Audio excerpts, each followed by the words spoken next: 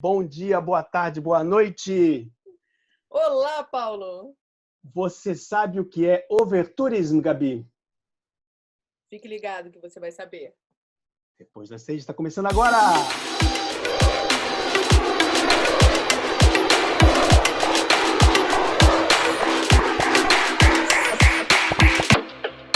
Gabi! Eu tô vendo que você tá com camisa de manga comprida, já não tá mais tão calor aí, né? Não tá mais 50 graus em Paris. Não, o Saara já foi embora. Eu acho que agora começa a refrescar, a gente começa a ver A certos cerveja tá sinais. gelando. A cerveja está gelando e tem certos Ótimo. sinais já que apontam, né, a chegada do outono Muito bom. em Paris. Vamos ao nosso tema. O tema de hoje é sobre overtourism. E a sensação que eu tenho quando me perguntam para definir overtourism são aqueles chinesinhos de luva branca na estação de Beijing, né, empurrando delicadamente aquela massa de pessoas para dentro do vagão do trem antes que a porta feche, né? Então, o overtourism, para mim, é mais ou menos isso, quando a gente encontra esse tipo de situação em Amsterdã, em La Rambla de Barcelona, na Tour Eiffel de Paris, ou aí em Machu Picchu, ou seja, é algo que o vagão, ou seja, o destino, não suporta mais o tamanho, a quantidade de pessoas que chega, né? O que é overtourism para você de uma maneira um pouco mais acadêmica, Gabi? Eu não vou ser acadêmica, eu vou falar que é a disneyficação do turismo. Ou seja, é justamente as filas gigantescas para tudo, é você tentar tirar uma foto, né, e não conseguir um espaço sem ter milhões de gente atrás de você. Realmente a expectativa e a realidade hoje dos grandes destinos turísticos, os estudos feitos pela Organização Mundial de Turismo com os 300 maiores destinos do mundo é uma loucura. E o crescimento mundial é gigante. Então, a gente fala aí de 2017 com 1.200.000 turistas viajando. 1 bilhão. 1,2 bilhão, obrigada, pessoas viajando. 2018, 1,4 bilhão. A 2030, a gente está falando de 1,8, chegando a 1,8. Eu acho que chega antes pelo caminhar aí da carruagem. Então, o turismo representa 10% do PIB mundial, ou seja, a gente está falando aí de uma indústria que está se agigantando, e o problema é que está crescendo sem planejamento. Na verdade, os destinos estão inchando, né? Eles não estão crescendo com uma infraestrutura adequada e tudo mais. E isso está se vendo muito, né? Inclusive com ações muito fortes recentemente de vários governos, conselhos de turismo, etc. O que você tem visto aí pela Europa e destinos internacionais?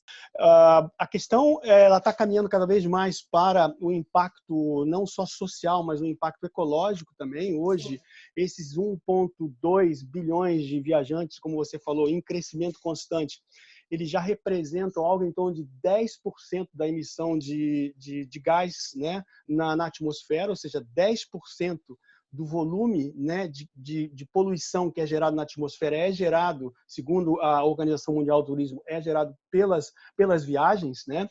E isso está se transformando num problema em todos os aspectos, ambientais, sociais, porque tem a questão também de você atender, né, com hospedagem essa massa de turistas que chegam, e aí você desqualifica, vamos dizer, o ambiente social de residência para atender turistas. Enfim, isso tá, Berlim sofreu isso, Lisboa sofreu isso, Amsterdã nem se fale. Então, hoje é uma questão que é realmente muito séria, como é que o cluster, né, como é que todos os atores do turismo vão lidar com esse grande problema que é a massificação dos destinos e seus impactos. Porque a questão é a seguinte: continua a crescer, não vai parar, o número de turistas não vai parar. Então, como é Exato. que a gente trata essa questão, que é uma questão extremamente séria e sensível para a nossa indústria, né? O caso mais emblemático foi Barcelona, porque Uhum. Barcelona, a própria comunidade local resolveu manifestar explicitamente que os turistas não eram bem-vindos, né? Então, Olha que loucura! eu tive em Barcelona ano passado e você ainda nota placas, sinais, pichações, turistas go home, nós não gostamos Caraca. de vocês, etc.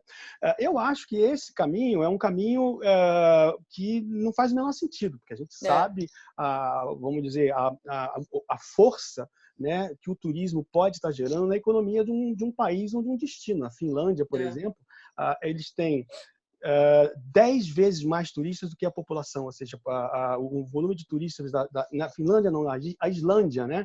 Eles Uhum, têm 10 milhões de turistas com uma população de 300 mil, né? Então, isso uhum, representa uma riqueza enorme para a economia do país. Eu acho que é, as cidades estão fazendo aqui na Europa tratar essa questão de frente, sem rejeitar os turistas, mas criando, o que eu achei muito interessante, que alguns destinos estão fazendo, criando o que eles chamam do under-tourism. Né? Você tem o over-tourism e o under-tourism. O que é o é, under-tourism? É agir com inteligência perante o problema. Então, você tem, por exato. exemplo, um destino como Amsterdã, enquanto a cidade de Amsterdã tenta combater essa problemática do excesso de pessoas no centro de Amsterdã, outros destinos em torno de Amsterdã começam a buscar esses turistas para visitar os seus destinos e, vamos dizer, desafogar um pouco a densidade em Amsterdã. Foi o que aconteceu com um castelo que é considerado o castelo mais antigo da Holanda, chamado Mitterslot Castle, que eles ficam a 15 minutos de Amsterdã, então eles mudaram o nome do castelo, chamou Amsterdam Mitterslot Castle, e eles É. criaram todo um mecanismo para convidar as pessoas que visitam Amsterdã para irem para o Mittelslot Castle e passar mais um dia lá. Então, esse tipo de ação, você De tem, por ação. exemplo, lá com Cartagena, a cidade de Medellín, que está fazendo alguns trabalhos, Oslo com Paris. Então, você começa a perceber que a consciência vai em aproveitar essa densidade para que eles possam sair daquele destino, a concentração, aliviar a concentração e ir para outros destinos secundários ali É. Essa dispersão é uma das coisas que mais está, que os destinos, os conselhos de turismo, junto com o governo, junto com os DMCs, eles estão focando bastante nisso, né? Para destinos mais autênticos. A coisa da culinária local, a cultura local, se embrenhar mais nesses destinos mais autênticos, como são chamados, certamente está sendo uma das mudanças aí que a gente vai ver ao longo do tempo. O que é legal, vai beneficiar, vai dispersar essa economia ao longo de outros destinos menores, né? Isso pode trazer bom resultado. E você deu alguns exemplos aí, eu peguei algumas informações, por exemplo, de Botsuana, que está colocando um imposto de 30 euros para turistas entrarem no país, nas conservações, nos locais de safari, por exemplo. E Machu Picchu, que já tem, primeiro tem a previsão, né, de aeroporto ali perto, quer dizer, eles estão preocupados, ao mesmo tempo felizes e preocupados com isso, porque a gente está falando de Machu Picchu, que tem 1,5 milhão de turistas ano, é uma loucura. Então, assim, teve um aumento no último ano de 12% de turistas em Machu Picchu. Você já esteve em Machu Picchu? Eu tive a Matip há muitos anos, eu achei uma experiência como aquela história que a gente vê nos memes, né? O que é a promessa, o que é a experiência real, né? Ou seja, eu vi uma manada ali subindo aqueles monumentos ali. Eu não tive uma experiência muito boa, Exato. não. Eu acho que é essa a sensação que a gente tem. Olha, para mim, o mais legal da viagem a Machu Picchu foi Cusco, cidadezinha linda, com hotéis históricos maravilhosos, comida boa. Eu adoro Cusco. Eu confesso que eu tive essa mesma percepção aí de Machu Picchu, mas eu adorei Cusco. Achei incrível.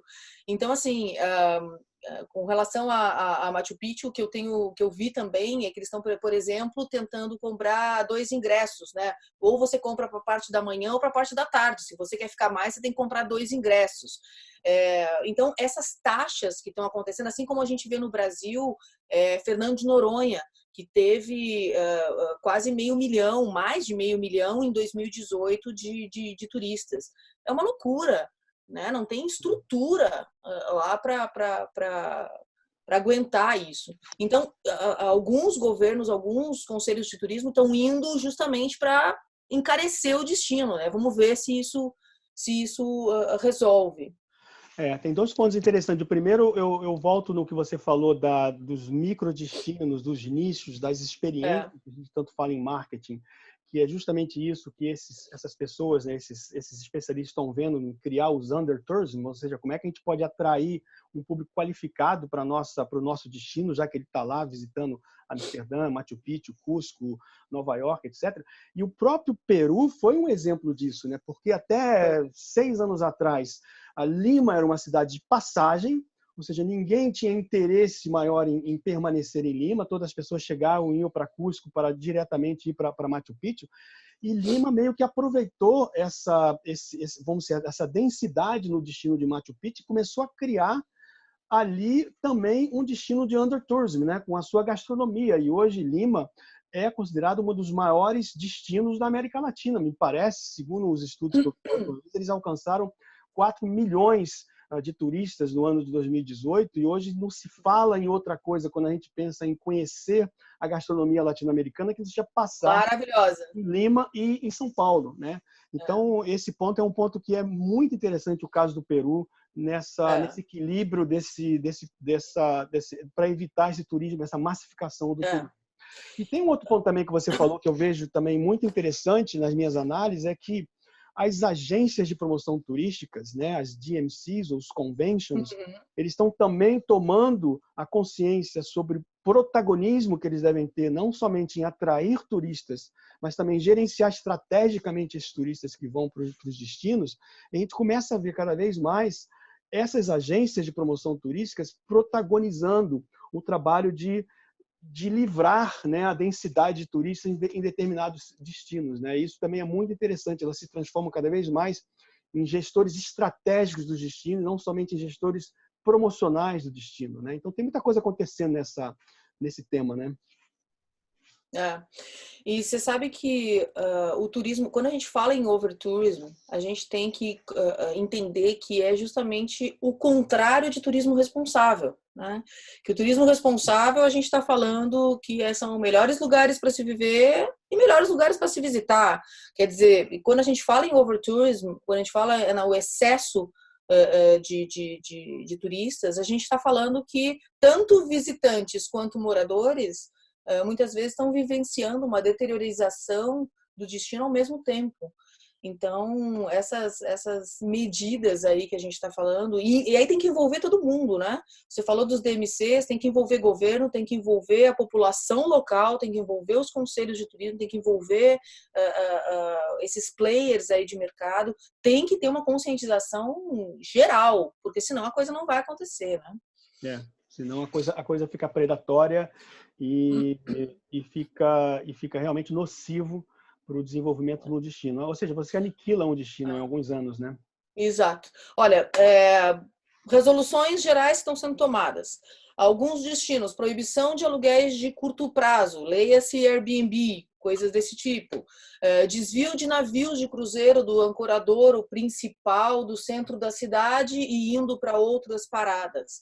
Aumento de imposto turístico, a média mundial de 4% para 7%, esses impostos, né, de taxas para entrar em lugares e tal. Proibição de lojas, olha que loucura, proibição de lojas destinadas a turista, como aluguel de bicicletas, souvenirs, ingressos de excursões, loucura isso, né? Então, assim, está sendo um movimento aí mundial e que tem que ser algo, tem que ser o turismo tem que se seguir como sendo uma força criadora de emprego, de crescimento econômico, mas principalmente que seja do bem, né? Que tenha resultados bons para todo mundo, para quem visita, para quem mora, para quem trabalha na indústria, tem que seguir algo sendo bom. Overtourism, saiba como usar. Se souber usar, não vai faltar. Boa.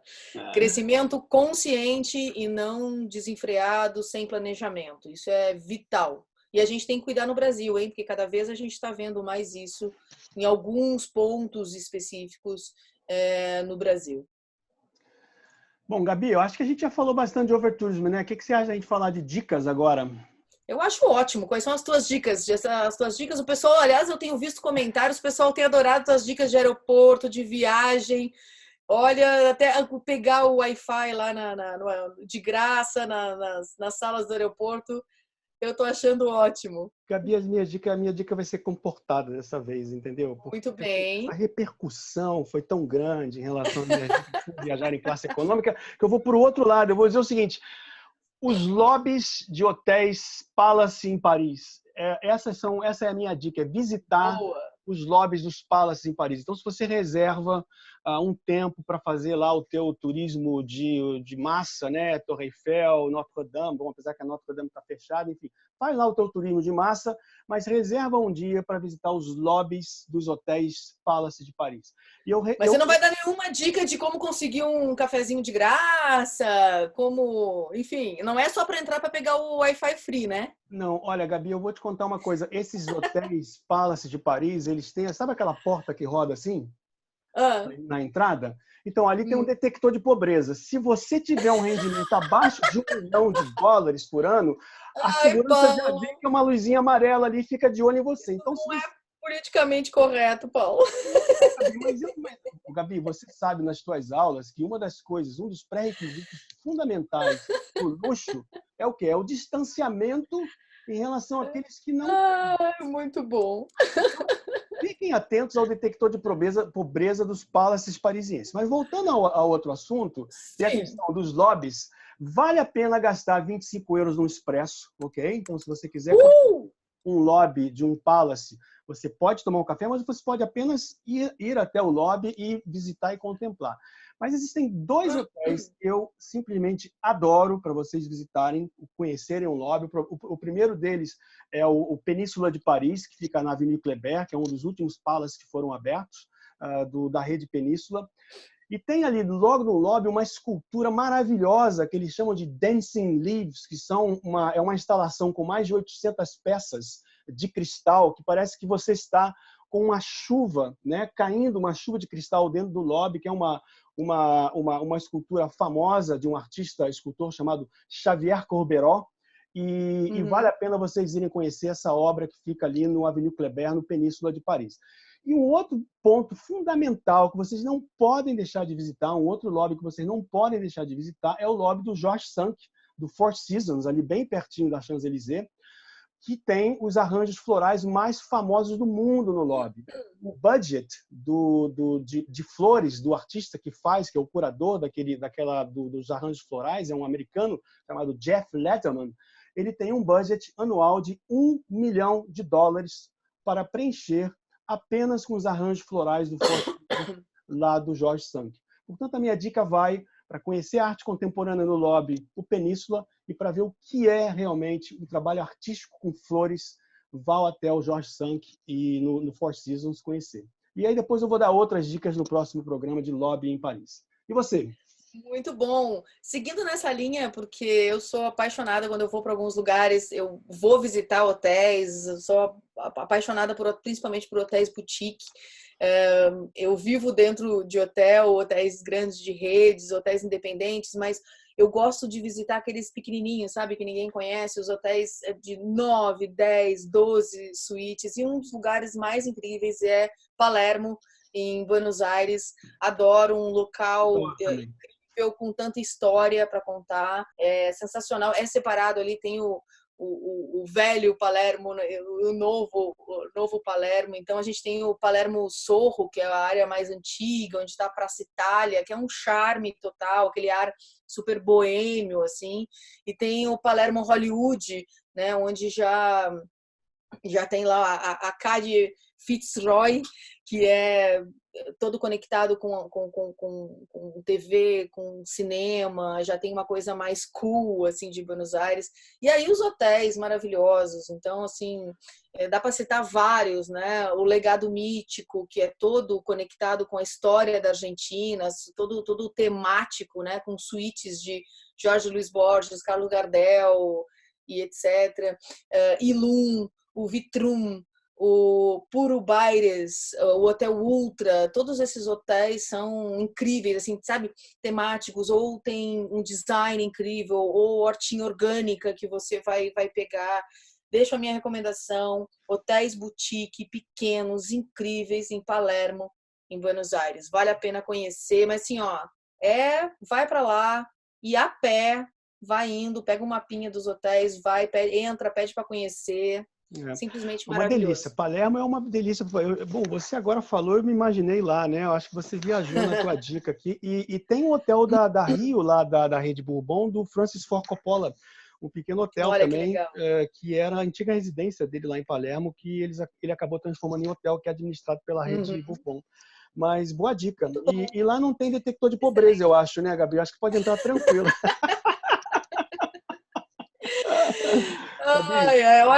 Olha, as diárias vão em torno de não vai pagar menos de 200, 170, $200 até 300, $500. Não, mas mas o Península e o Jorge Sank, você para subir no elevador, você já deixou €1.000 ali na recepção. Então fica no café a 25, já está levando vantagem. Tá bom. Muito Tchau, bom. Gabi. Um beijo, até a próxima. Tchau, tchau.